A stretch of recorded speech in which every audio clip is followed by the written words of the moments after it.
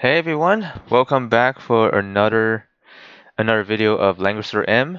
This is LW Gaming, and looks like we got a major update this time around. So this major update was supposed to release like last week I believe, but since the last week's or the previous major update, they extended the duration by 1 week. So that means that last major update has 5 weeks instead of the usual 4 weeks. So, anyways, enough with the rumbling. We got new heroes added into the game. So we got Elma and Kertesz. Yes. Anyways, these two are actually quite unique in their own ways. So for Elma, for example, she is a healer that can do not just healing. She can also provide even more healing, and also as well as like debuff prevention. So basically, how this works is like Elma has a skill called I think that's called Light Mirror or whichever, like the mirror skill. How that works is that she can reflect debuffs back at the attacker. So for example, if that ally that has the mirror got affected by debuffs, those debuffs don't go on to that character. Instead, they go back to the attacker, which a lot of people find that a bit of a game changing in some ways because in fact that they can no longer inflict guaranteed debuffs on them anymore with if they have mirrors on them.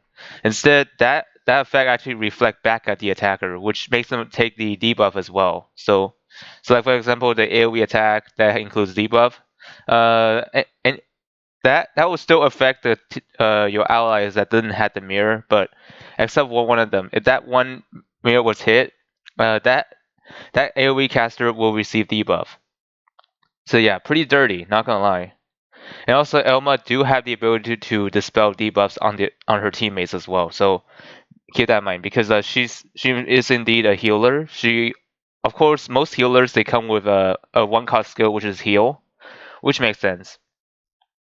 And moving on, Kertesz. Kertesz is an interesting mage because for the fact that he specializes on offense. So basically, how he works is like he can actually be pretty obstructive because for one, he can turn the enemies into his ally on his certain skill. So basically, like I think before he ends his turn, and if that ally is about to go down, not ally, if that enemy is about to go down, he can use that skill to turn them into his teammate, which can be a bit dirty, to not gonna lie. But however, here's a catch though. Any enemy that Kertesz turned as his ally, they will not have their soldiers. So don't worry if you're actually fighting against Kertesz because they're not going to be as strong as the one you had. But we'll see. And here, another thing, he also has a skill that allows him to copy his ally's class, which makes the situation a bit more uh, i- intimidating, I should say. Like for example, at default, Cortez is a mage, but if you copy someone's class, that's a Holly unit or whoever, Cortez can change his class type to that class, which is interesting. And I don't know if actually increases their range. Well, I don't think so, but all it mentioned is just a class change. So yeah. Anyway, so that's not all we're getting actually. In fact, we also got a new event, which is called the End of Year Feasts, which is the Epic Eatery 2.0 event. So basically, how this one is basically the event that you need to take part of in order to get some exclusive stuff. I don't know what hero is going to be in there, but because it doesn't say specifically on the description, so we don't know who are we getting.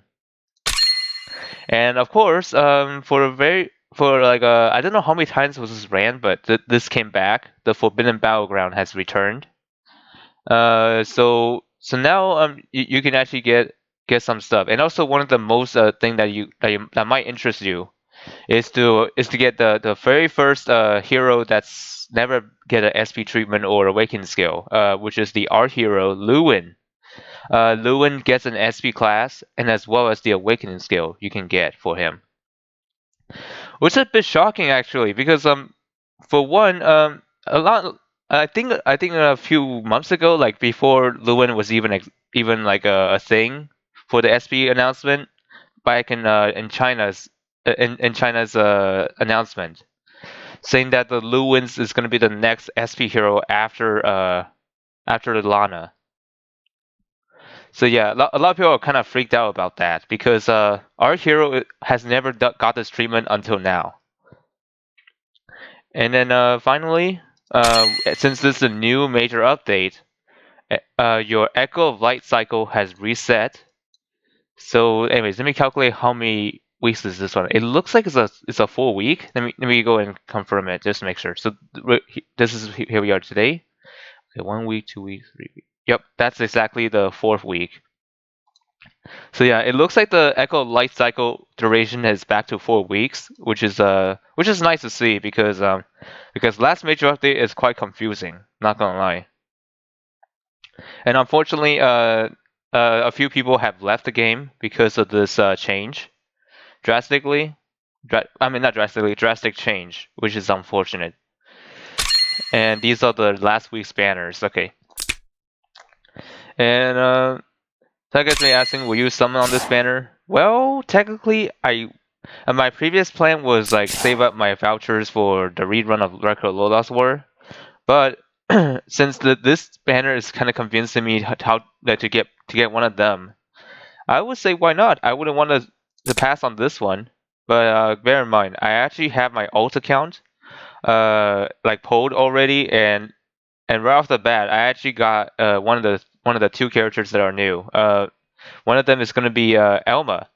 Yeah, my ult got Elma, so basically I have the healing advantage when doing JB. And also, every major update will always give you 5 Trinity vouchers. So make sure not to pass on that. So collect it through your info page. There you go, 5 extra Trinity vouchers. In case you guys haven't claimed it yet. My main accounts for some reason didn't claim it. And also, let's not forget, like every new major update, they're gonna have a share promotion. So if you share that kind of thing with Facebook or Twitter, you get 50, not 50 Trinity crystals. I know it's not a lot, but it's actually well worth it in the end because the small number adds up time by time. And surprisingly, my guild didn't get their guild reset yet, which is a bit odd. But I'll see later. Anyways, I noticed that Qtaro. I don't know if any of you guys ever heard the person named Qtaro. On his profile picture, I can see he has Kertesz. So I kind of expect that, but I'm not even surprised. So, anyways, and also a little shout out to Kong. Yes, you heard right. Kong, he actually today is actually his birthday. So go over to his channel and wish him a happy birthday. So yeah, it's an exciting day, isn't it? Like someone's birthday, which is happens to be a content creator of Langrisser. So yeah, I've been actually spoke to him in Discord a few times, but I think now we're in good terms. So I just wanted to give him a shout out because it's his birthday today. So I don't want him to be feeling left out or whatever. But I mean, I just wanted to mention about that because it's kind of important to him.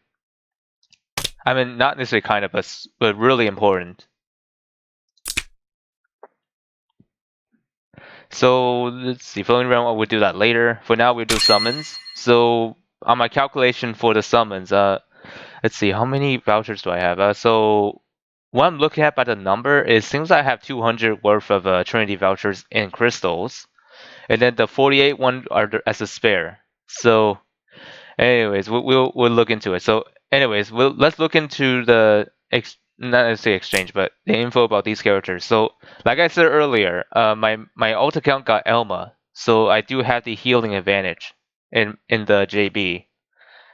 But if I get Kertesz here, that'll be excellent because basically I technically got two characters, but they're both on different accounts. But we'll see.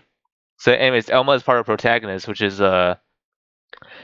interesting. I don't even know if Elma is actually the sister of Ares. I'm not even sure. Let me see. I'm not really certain. She grew up with Ares, and she's also his important companion and guardian. Okay. Yeah, it would like the game didn't mention her as Ares' sister, but I'm not really sure. I mean the sister. I think Ares' sister is Licorice, if I'm not mistaken. So she's basically the protector of Ares. So she's part protagonist, which is quite neat actually. I mean I mean don't not gonna lie, a lot of people said protagonist is the weakest faction, which I don't really object about that because you know currently in the game Matthew's the only person who can faction buff this, but later in the future Lovina the Great will be the second faction buffer for protagonist, and Lovina the Great is Ares 2.0, and then there's also Legion of Glory she's part of, which makes sense because she's also part of the light. And then Langrisser Reincarnation Tensei faction, which of course she is indeed from Langrisser Reincarnation game on the Nintendo 3DS.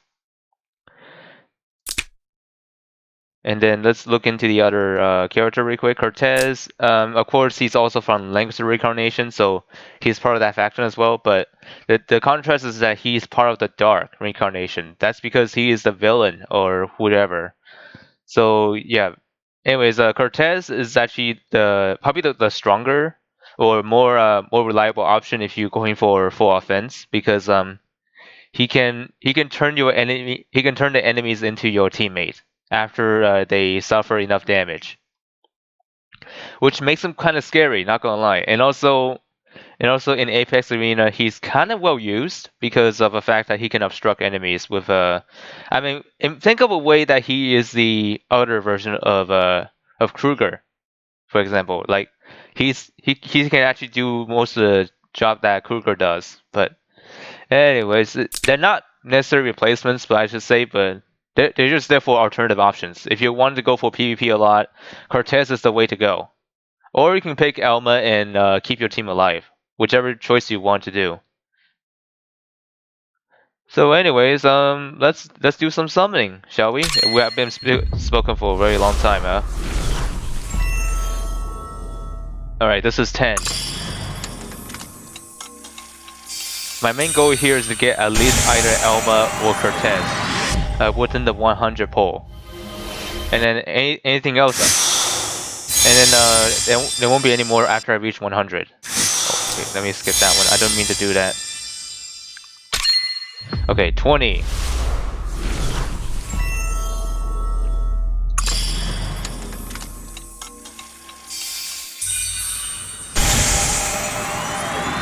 And still nothing here.